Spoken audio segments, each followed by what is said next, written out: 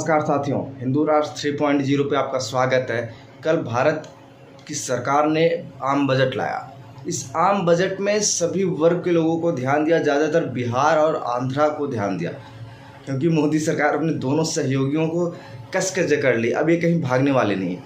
लेकिन बात है रोजगार और कौशल प्रशिक्षण प्रधानमंत्री का पैकेज क्या है, इसकी सच्चाई क्या है, ग्राउंड जीरो पे कितना कारगर है, इस पे बात करनी जरूरी है। और ये वीडियो सरकार के मंत्रियों को भी देखना चाहिए, स्वयं प्रधानमंत्री को देखना चाहिए कि ग्राउंड जीरो पे कितना है, कितना कारगर आपका साबित होता है। इन्होंने कहा है पहली बार रोजगार पाने वाले के लिए कि ईपीएफओ में पहली बार पंजीकृत कर्मचारियों को एक माह के वेतन का 15,000 रुपये तक की 3 किस्तों में प्रत्यक्ष लाभ अंतरण होगा।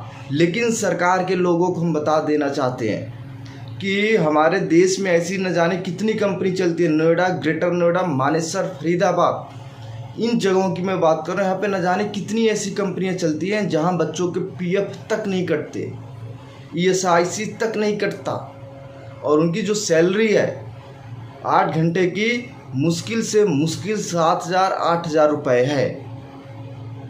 ये स्थिति है। जब इनके पीएफ ही नहीं कट रहे हैं तो सरकार कहाँ से हस्तांतरित कर देगी? सोचने वाली बात है। ना उनको बस मिलता है आने जाने, ना उनको खाना मिलता है कंपनी के अंदर, ना उनका पीएफ कटता है, ना ईएसआईसी कटता है, और जो कटता भी है लोग उसको निकाल भी नहीं पाते क्योंकि कंपनियां लिस्टेड नहीं होती। फर्जी डॉक्यूमेंट से कंपनियां खड़ी कर लेते हैं, उनको कैश सैलरी देते हैं। न जाने कितनी कंपनियां आपको नोएडा, ग्रेटर नोएडा में मैं गिना दूँ कि उन्हें कैश सैलरी दी जाती है। और दूसरा इन्होंने कहा है विनिर्माण क्षेत्र में रोजगार सृजन, रोजगार पाने के पहले 4 वर्षों में उनके ईपीएफओ योगदान के अनुसार कर्मचारी और नियोक्ता दोनों को प्रत्यक्ष प्रोत्साहन उपलब्ध कराया जाएगा। इस पे बात करते हैं। जब यहाँ पे 2-2.5 साल हो जाता है किसी एम्प्लॉय को किसी कंपनी में, तो कंपनी के एचआर मिलके तरह तरह की उनको पॉलिसी बताते हैं। 1-2 साल बाद उनको बाहर करने का जुगाड़ कर लेते हैं, इसको बाहर करो नहीं तो इसकी सैलरी बढ़ाई जाएगी, और हम इसकी सैलरी इतनी नहीं बढ़ाएंगे, और उसको बाहर कर दिया जाता है। और तीसरा क्या है आइए आपको बताते हैं। नियोक्ता को प्रत्येक अतिरिक्त कर्मचारी के लिए 2 वर्ष तक उनके प्रतिमाह 3,000 रुपये के ईपीएफओ योगदान की प्रतिपूर्ति की जाएगी। अब इस पे कंपनियां मान जाएंगी, लेकिन जो ऊपर के 2 हैं इस पे कंपनियां नहीं मानेंगी। वो फर्जी ईपीएफओ लॉगिन कर लेंगे, किसी का फर्जी बना देंगे, खुद पैसा ले लेंगे, लेकिन किसी को देंगे नहीं। सरकार के लोगों को ये वीडियो देखना चाहिए कि ग्राउंड जीरो पे क्या स्थिति है। ईपीएफओ तो लॉगिन कर देते हैं, बच्चों को 2 दिन बाद कंपनियों से बाहर कर देते हैं। 2 दिन काम कराते हैं, तीसरे दिन बाहर। 1 महीना काम कराएं, अगले महीने से बाहर।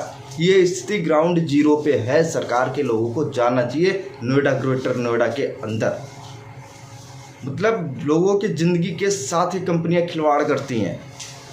सरकार को इस पर ध्यान देना चाहिए। निवेश कर रहे हो ठीक है, लेकिन जो कंपनियां कर रही हैं देश के लोगों के साथ, कर्मचारियों के साथ, छोटे छोटे मजदूरों के साथ कर रही हैं, इस पे सरकार को ध्यान देना चाहिए।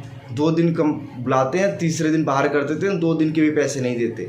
ना ईएसआईसी कट रहा है नोएडा, ग्रेटर नोएडा कंपनियों में, न पीएफ कट रहा है। जिसके कट भी रहे हैं आप उसको निकाल भी नहीं सकते, क्योंकि एचआर इतने निकम्मे हो गए हैं यहाँ के।